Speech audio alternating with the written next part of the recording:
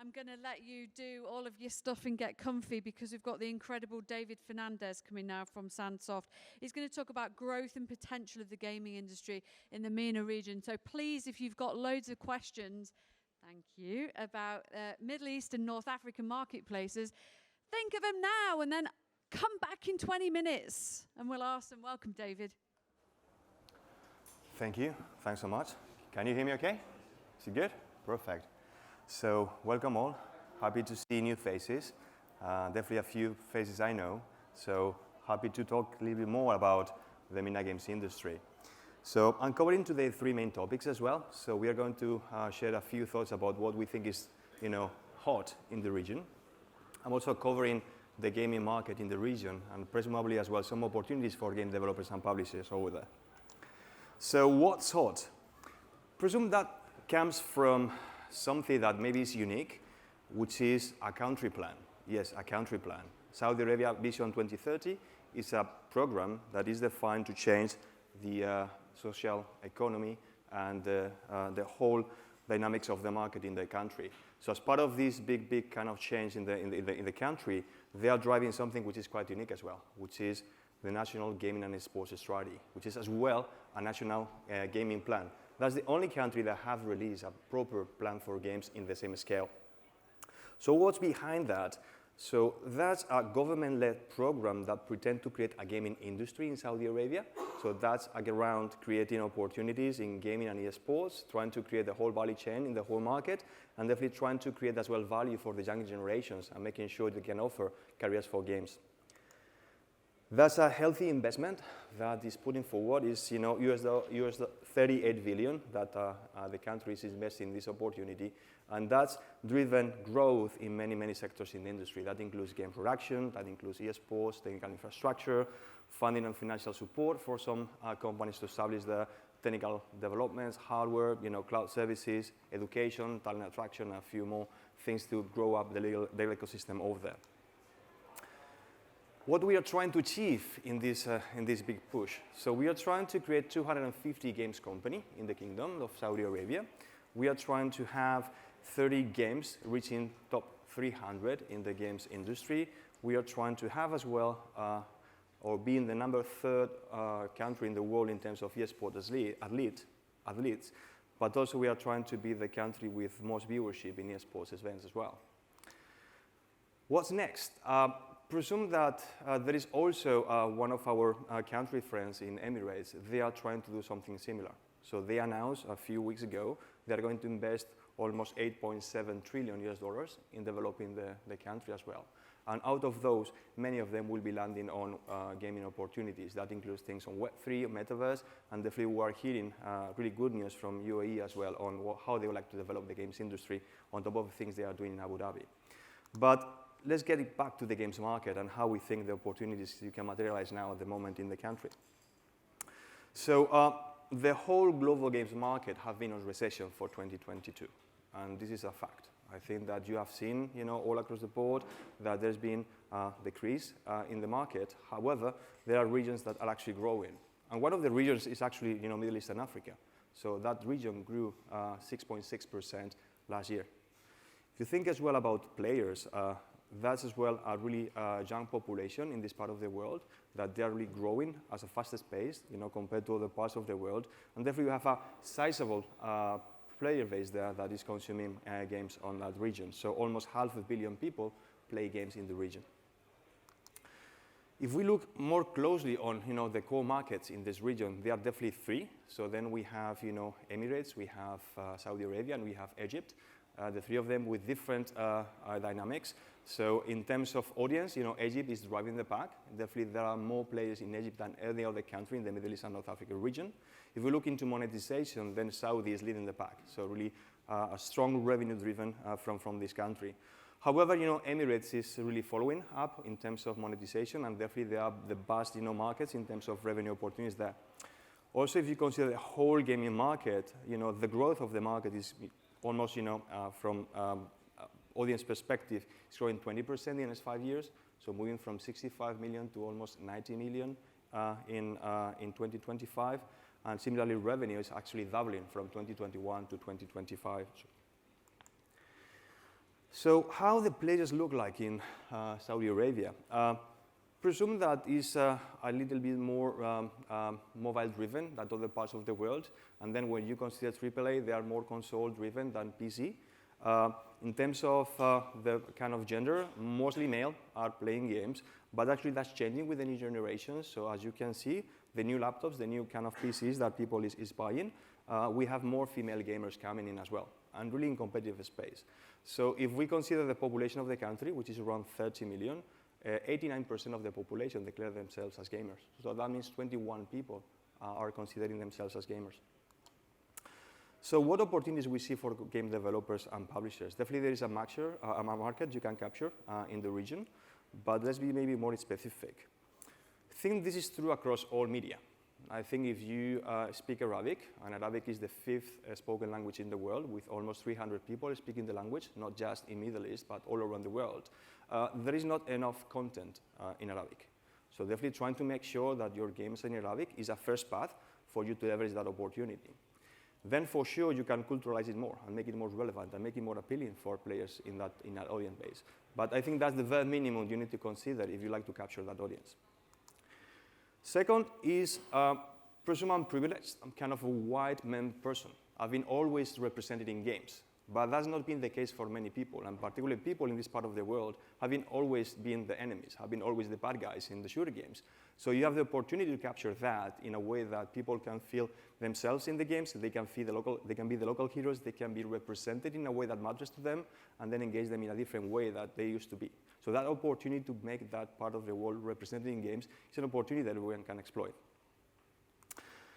The third one is actually quite interesting. Presume that if you think about history, and this is not a history class, the way that civilization was born was in Mesopotamia, right? So that was, a few centuries back, 6,000 years before Christ. So there's a lot of stories that are in this part of the world that can be mainstream, that can be appealing globally, to the global audiences. I invite and encourage people to think about these stories. So it's, definitely things in Mesopotamia, things on Egypt, things on, definitely Saudi Arabia, Jordan, Israel. There are plenty of stories that they have been told in some forms of entertainment, but not so much in games. So definitely encourage everyone to look into these opportunities. And that was all. So I hope you enjoyed the presentation. I went through some of the content relatively quick. I didn't want to go into some of these details, but I'm really happy to take any questions that you have and give you some more insights on how we see the opportunities in the region. Any questions?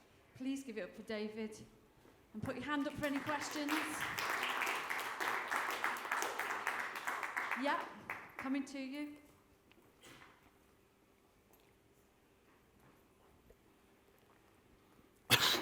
Thank you for the presentation. In terms of channels, do you have any recommendations of Facebook, YouTube, and so on? Excuse me. So if you think about user acquisition specifically, right? Presume that, Facebook is definitely, and Google are working well from user acquisition perspective, but it's true that Snap and TikTok are also quite effective. I think as well there are some non-traditional, channels that are used on mobile acquisition that you can leverage. So there are a few, I would say, distribution social network channels like Wiso, for example, that is a good opportunity for you to engage communities that are playing games, especially on mobile. And there are also, I think, opportunities that you can use more traditional media as well to leverage, things like TV, for example. So for us, I think that we are trying all of those, and something that maybe is connected to something that was mentioned before. Even things like SMS are becoming really attractive as well there to drive installs, considering the attribution challenges that we see on data privacy as well.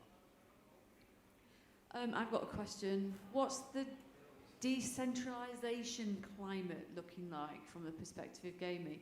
You mentioned local and historical, cultural storytelling. Medieval Empires, which is a fantastic game IP, is based in Web3 and decentralization and has seen an immense amount of attention without a single Western player inside that space. So how do you see decentralization working in the MENA region? Well, I presume that there is the opportunity to build specific communities in this part of the world that can engage with your game property. I don't see as you mentioned, the need to be building a global scale game that can just work on the region. Presume is about the kind of potential edge you have to engage with that audience. And if you are really into engage with local events, local activity, might make more sense to decentralize the opportunity and make sure that you have local teams looking into those, and doesn't need to be in a global presence. We saw some local games doing quite well that are more things like maybe card games, like similar to one called, for example, Valut, which is a French-based game called Belote in this case. So there is really opportunities to engage with some of the communities with existing gameplay, but also to create new gameplay that actually can engage with these audiences as well. So I'm all in favor for decentralization, particularly you have the right community that you can develop that can definitely sustain your game for the future. It's all about community. Yeah. Before someone else puts their hand up for a question, another question I've got is, you talked about the African marketplace. Could you say a little bit more about it? Because I find the African marketplace really fascinating, and it's pretty much untouched in these types of conferences. Yeah, for sure. I think that in Africa perspective, there are mainly, I think, 3 main markets. So one, definitely South Africa, which is, I presume, in terms of monetization, the one kind of driving really the pack in the same way that Saudi Arabia might be doing in Middle East. Presume as well that in terms of audience, Nigeria is actually the one that is really driving the downloads as well. So there is as well some other countries that are still developing a bit. So think like Ivory Coast as well, things like Ghana that can ramp it a bit. But presume that they are still from gaming perspective young in terms of the device adoption, and most of them are mostly focused on mobile as the first device they can play with. So definitely an opportunity to grow the base over there, particularly when you think about these countries developing more in future. Do you think this is about like the African markets again? Do you think this is about mobile first fintech applications and less about things like esports? I mean, esports is massive in South Africa right now, but if you go to places like Ghana or the Ivory Coast, the communities are not so involved in esports, but they are definitely involved in mobile first fintech applications. So that's probably a reason why they're more, happy to do mobile gaming, etc. What do you think about the relationship between what it is that Sandsoft are doing here in terms of understanding the MENA area and the relationship between fintech? Because I feel like all of these things, especially this morning, all feed into each other. Mm-hmm. Presume that in that context, we need to take into account that this is really an audience that really needs value for money. So definitely the disposable income is not as in other parts of the world. So from that perspective, they are keen to explore entertainment, but I think might be doing in a way that can drive some value to them, which is in some cases monetary value. So I think that some opportunities on skill-based games can be over there. Like actually people can get real money by them playing. And definitely I believe as well that there is an opportunity to engage with communities on areas that you can drive some financial impact through some partnerships, particularly with payment solutions, as you acknowledge, and financial services over there. So might not be ready yet in terms of monetization, as you know, and definitely there is an opportunity on that one once the kind of the spending power increases. But from actual gameplay and engagement, we find really some really avid communities in both Nigeria and South Africa as well. And what are the financial benefits in going to Saudi Arabia, for example? I hear they're pretty strong.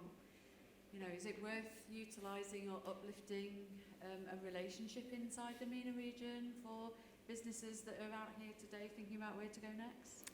Presume yes, and I think, as I was telling before, part of the national strategy for games and esports is about attracting, in this case, foreign companies to establish in the market and make sure they can contribute to the audience growth and to definitely the industry growth over there. So that opportunity exists, and I think the government is really supportive and is providing plans for some of these companies to come over and to help them land over there as well. Thank you, David. My Any pleasure. more questions for David? Have I covered everything in the MENA region for you all this morning? Please give him a massive round of applause. Thank you. Really appreciate it.